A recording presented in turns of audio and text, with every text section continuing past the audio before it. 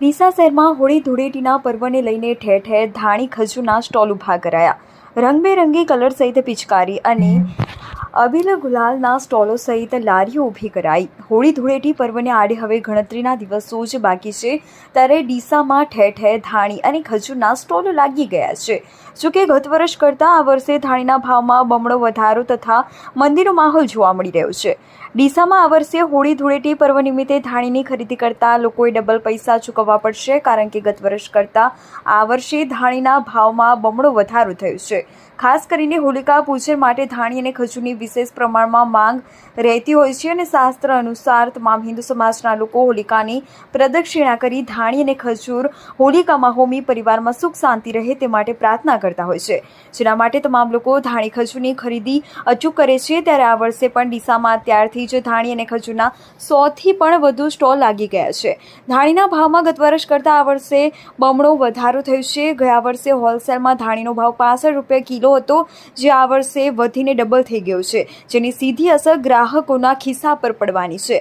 ત્યારે આ વર્ષે ધાણીની ખરીદી કરતા લોકોએ ડબલ પૈસા ચૂકવવા પડે છે, જ્યારે ખજૂરનો ભાવ યથાવત રહ્યો છે। આ અંગે વેપારી દિલીપ મહેશ્વરીએ જણાવ્યું હતું કે હું છેલ્લા ઘણા વર્ષોથી રિઝનેબલ ધંધો કરું છું। આ વર્ષે પણ મેં ધાણી અને ખજૂરના સ્ટોલો લગાવ્યા છે, પરંતુ આગળથી માલ ઓછો આવવાના કારણના ભાવ વધી ગયા છે। ગયા એક વર્ષે કિલો ધાણીનો ભાવ 60થી 65 રૂપિયા હોલસેલ ભાવ હતો, તે વખતે વધીને 170થી 80 રૂપિયા થઈ ગયો છે।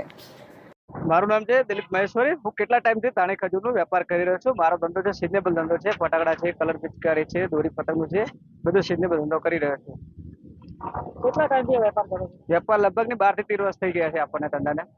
આ વખતે ધાણીનો ભાવ કેમ વધારે છે? કેમ કે આ વખતે એનું રીઝન શું છે કે આવક ઓછી છે, જેટલું આવક ઓછી હોય ભાવ વધારે થઈ શકે છે, બરોબર। હજી પણ ભાવ વધારે થઈ શકે છે। ગયા ફેરે 60 રૂપિયા 65 રૂપિયા હોલસેલ, તો આપણે 170 રૂપિયા 180 રૂપિયા હોલસેલ ભાવ થઈ ગયા છે। કેવી છે ગ્રાહકી આ વખતે? ગ્રાહક તો આજે ફર્સ્ટ ડે છે, બરોબર છે, એના હિસાબે ગ્રાહક ઉપર નથી પૂછતા કે ભાવ વધારો થઈ ગયો છે। ગ્રાહકને પણ ખબર છે, ખેડૂતને પણ ખબર છે કે ભાવમાં વધારો થઈ ગયો છે ઉપરથી। મારું નામ છે ટીકેશ ત્રિવેદી।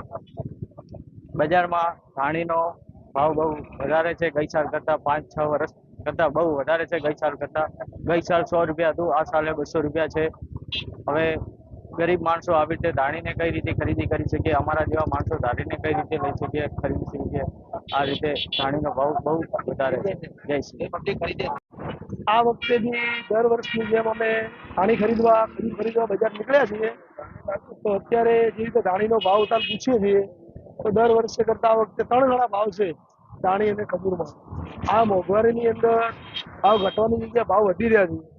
હવે શું ખબર પડે કે હજી કેટલા ભાવ વધે એમ કહી રહ્યા છે દુકાનવાળો, અને જગ્યા જગ્યાએ ધાણી ખજૂરના સ્ટોલ બી છે। દર ફેરની જગ્યાએ અમે 100 રૂપિયા કિલો લઈ જતા, આ વખતે 200 રૂપિયા 250 રૂપિયા કિલો ધાણી છે, એટલે ખજૂર બી બહુ મોંઘું છે।